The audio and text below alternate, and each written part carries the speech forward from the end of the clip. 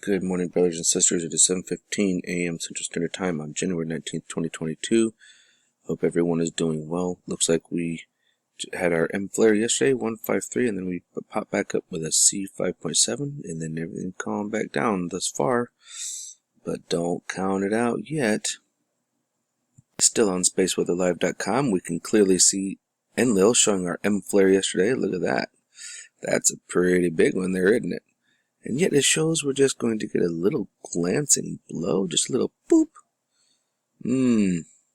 Well, I don't know about this glancing blow stuff. I think we're going to get a little bit more than just a little, a little tap on the chin, in my opinion. But at least our Enlil, our Sumerian Anunnaki god, one of the Bible, is just at least updated and telling us we're going to get a glancing blow. Let's go check out... We'll have to go check out current space weather at Euphoria, European Space Agency. And our European Space Agency over here at Euphoria, it does actually show all of our nice little pops here. So we've got a nice little flare there. And then our other flare, that was our M flare, and this is our C-class flare that kind of come up behind it. So it actually shows quite a bit of, we are going to be increasing, getting these nice little pops in plasma, but yeah, some of that did pop over there. Yep, see that there? Boop. I knew that we were going to take a little bit more than that. Looks like about 25 to 27 centimeters cubed. Looks like we top out like right around 39, or 29, excuse me, right? Touching on 30, but we'll see how it increases over the next few days. Over at Space Weather Prediction Center.noaa.gov, this is our KP index from overnight into early this morning. These are each one of these are 3-hour segment blocks, so yeah, we hit it. KP6. Woo! I bet the aurora was nice and pretty. And we're over here on the Space Weather Enthusiast Dashboard. And as we could see here, we definitely got our activity up around 10 o'clock last night. 2200 UTC is 10 p.m. UTC time.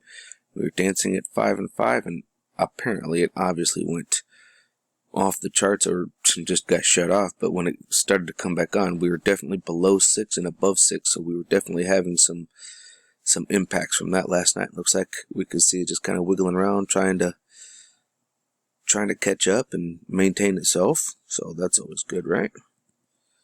So let's scroll on down here and take a look at what we got for our aurora here.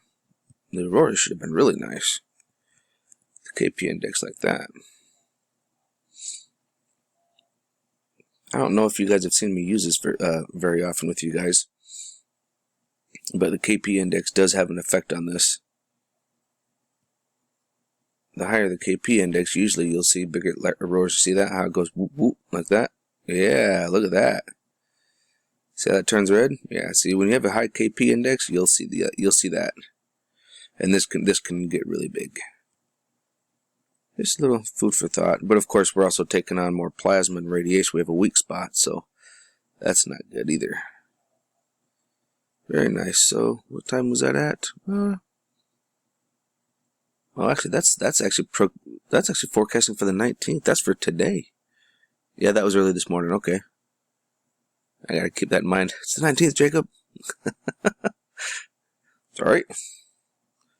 So here we are over at Lasko, and I'd like to show you guys something. I'd like to show you how ironically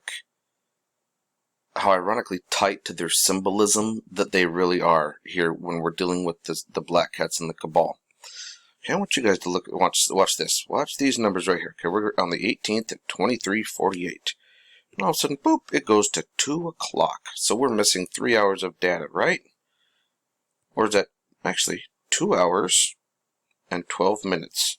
212, as above, so below, right? But do you realize how many frames there are missing right there between 23:48 and 0200 on the 19th? Exactly 11 frames, 1-1. Janus, or Janus, if you will. And I'd like to show you something here, and let me show you. So 2 o'clock, okay, would be 1. Okay, and the reason I know that is because from midnight to 2, you get 5 per hour, and then you minus 12, 1 frame, which would be 12 minutes, and that brings us to 48. It's exactly 11. So you've got 1, 2, 3, 4, 5 in 1 hour. And then the next hour, 1. Well, look at that. Oh, look at we're missing time there. But you get the idea. So if it was right at 2400, it'd be 2400, which would be zeros, all zeros. But you get 5 per hour. So there's 1, 2, 3, 4, 5. And then the next hour would be 3 o'clock. So there's exactly 11 missing between here and here. Yeah, so anyways, carrying on. Looking at our explosion from yesterday, looks like our BNRC almost went off at the same time. Didn't really see any extra plasma with it. Ooh, hey friend. But we do got quite a bit of UFO activity. Actually, looks like we're missing some more data there.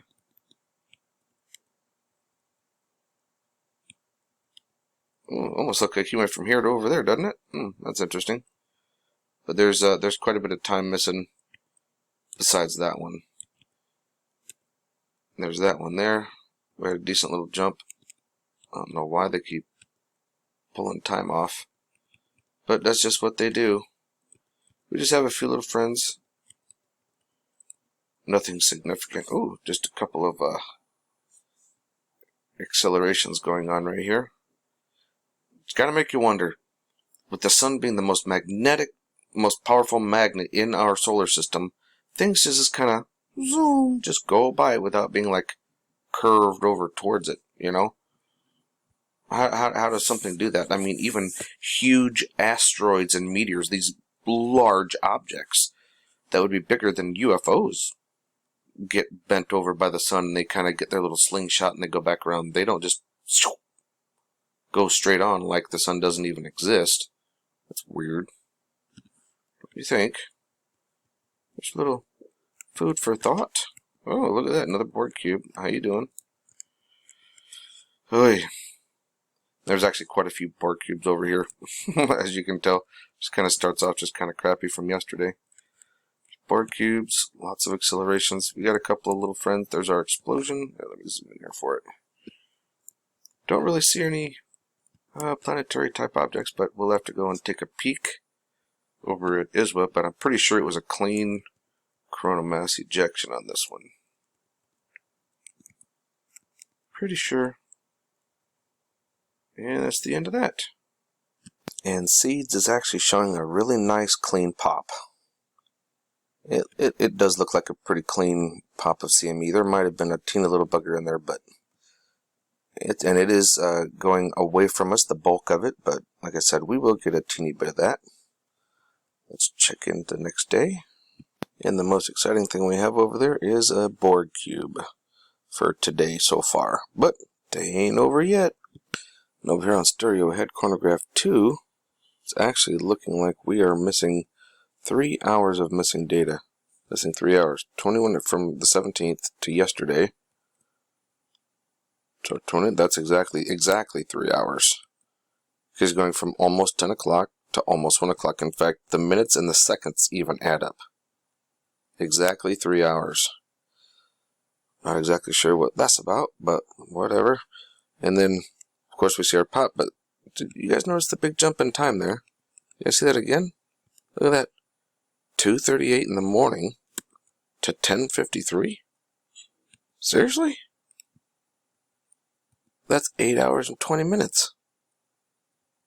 Missing. Gone. What in the fragnog? We got a lot of time missing. Lucy, you got some splaining to do. And then when we look over, actually at the end, guess what happens right at the end of the day? From the 18th, now this is our pop. But then, it all of a sudden wants to start. Look at that. 21:53 to 1:38. That's another hour and a half. Just over an hour and a half. Why do they do that? Oh, actually, it's more than that. Excuse me. 21:53. That's 3 hours. Yeah. Huh. It's gonna make you wonder, doesn't it? It's well over 3 hours. So what do you do with that, huh? That's actually 4 hours. Got a bunch of time missing, folks. Then we can get up to our current status, which actually is doing pretty good. But we got time missing.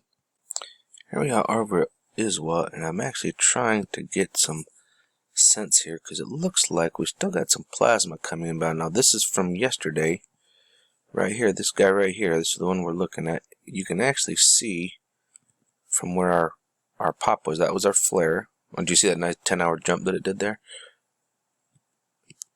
So yeah, you saw that. So here's the M flare and the C flare. Right there, that's the C flare, okay? But shortly thereafter, as we get into today, let's come down here so you can see the time. This is an overlay, 211.193 and 171 angstroms. But I start seeing some dancing filament down here. You see that? Down here, from the shock wave. Right afterwards, all of a sudden you see some dancing going on down here. And almost like it wasn't done. Like, nope, still gonna do a little dance in here. Like right there, you see that? Like look right around in here. I think our next little pop might be coming from this guy. I think this guy just charged this one up. You see that? See how it's dancing? Like, whoop. I think we got some plasma coming off of that. I think this one might be building. This one might be building. So I'm seeing a lot of dancing going on down here right around this area. This guy might be the next one to pop. It might be our next pop. Yeah, you see the split right here in the filament right here? It's throwing some plasma. Something happened right there. I don't know. We'll see though. Now it is kind of looking like we had a little pop right over here again off of this guy. Kind of go a little quick. See that little boop? And again, that's in our direction. So we did have a little bit of plasma. You can see it riding a nice shockwave along the surface of the sun there. So, but other than that, oops, sorry, don't really see a whole lot going on except for some movement down in here. The filaments are definitely dancing around the plasma filaments. But other than that, you see we got another little bump there. See, there's another one. Whoop. See that? It's a secondary one. Whoop, right out of that area. So, yeah, looks like we're going to be okay, folks. I'm going to do another video and I'll take a look at air quality for us. Look at what's coming around the bend. Coming around the bend. Ooh, that may not be fun at all. But, yeah, anyways, folks, you stay safe out there and remember that love is the only way forward, alright? I'll check the air quality and I'll let everybody know what your areas are going to be looking like. So we'll know whether or not we need to stay inside or not. Boy, kind of makes you wonder about these stay-home mandates. Maybe they're not such a bad idea after all, huh? Just kidding.